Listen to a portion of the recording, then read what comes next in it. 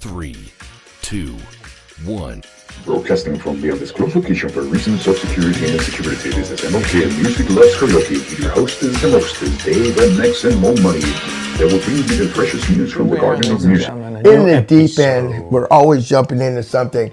Look at what you folks get us into. Hey, and I want to thank you for all of the thousands of subscribers up there. Keep it on, keep on. The power of infectious karaoke love is spreading at a rate that's just beyond our imaginations. And we thank all of you for that. Listen, it's what you're hearing. Yes, yes. That's all I'm saying. Fart attack, that's an art. There's a whole lot of shooting stars in here. Yeah. And I see them all the time. Wow. And just remember to be courteous because there are those differences. You know, we talked a little bit about rules and regulations. Well, there are some conflicts that have grown out of this one in particular topic of buying up, if you know what I mean. And we're not talking about bidding for a wife, although apparently in some countries that's still done. I will say that buying up is a lot like if you ever saw a storage war or any sort of a bidding thing where people are bidding for something. And if you think that doesn't happen in karaoke, well, then you haven't been to some of the places I've been in South Orange County, I'll tell you that. My school of thought is, Money talks. there's so many different factors that are involved. You know, for a lot of us that go and sing karaoke, we're going there as an afterthought. We want to go there. For me, I could be there for 45 minutes, have a beer, sing a couple songs, and mission accomplished. Some people want to go and be there for several hours and boost up the bar sales. Money talks. Nothing wrong with that, to each their own. But it's, I don't know how many layers you need to peel off, but I mean,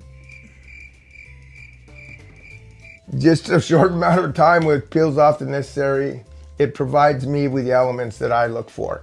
Well, that being said, let's take a look on the other side of the coin. What's that? Holy guacamole.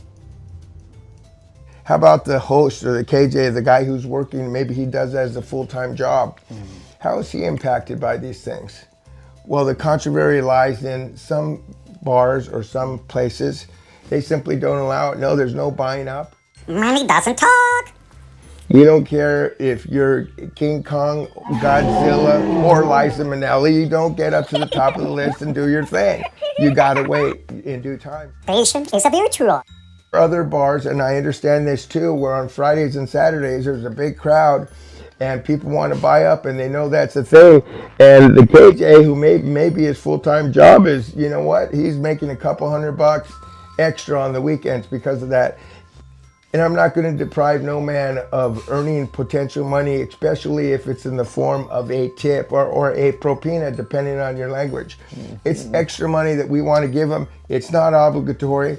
In some cases, it makes an impact where that tip, if it's a big one, might buy you the next singing spot. So I think what's important is that we understand the etiquette of the location. If that's the way it is and you know about that and you're informed, you can decide whether or not you want to participate in that particular segment of the community or not, right? Yeah, I choose to go wherever I want. I mean, I'll do it all. I'll buy up, you know, because it's only money. It's only money. Or I'll wait in a line of 100 and just hope I got there in time so I can get mine. Oh yeah, well, it's kind of controversial because that's why it's important to see not only one dimension, but see all of them. the leg. Yeah, the earth is not flat. All of them and assess and also to respect because like Dave says, you know, if that plays by that hand, that's the hand and you gotta go and play by that hand. You're not gonna tell them how to play their hands.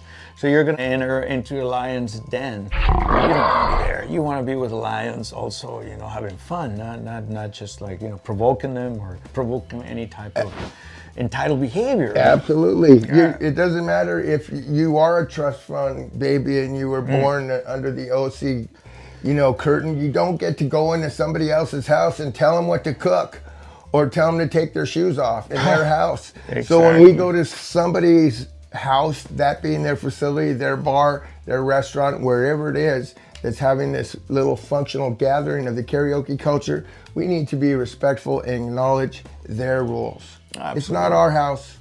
When it's your house, then you go ahead and do whatever you want. You set the rules. You tell them to take their shoes off. Even if they have stinky feet? You tell them to take their shirts off if they want to come in your house. I mean, whatever. I've had a few dates that have been like that, but that's another story. Who doesn't want to have that type of date? Raise your hand. And ladies and gentlemen, yes, with that, we said more about it, but stay Yes, tuned. but We'll remember, come back. press that subscribe button and keep bringing it to us, baby. We love you. Yes. 100,000 so far and counting. Thank you. Thank you for your support. We love you. And that's the way that we connect. Music Loves Karaoke, the way we connect.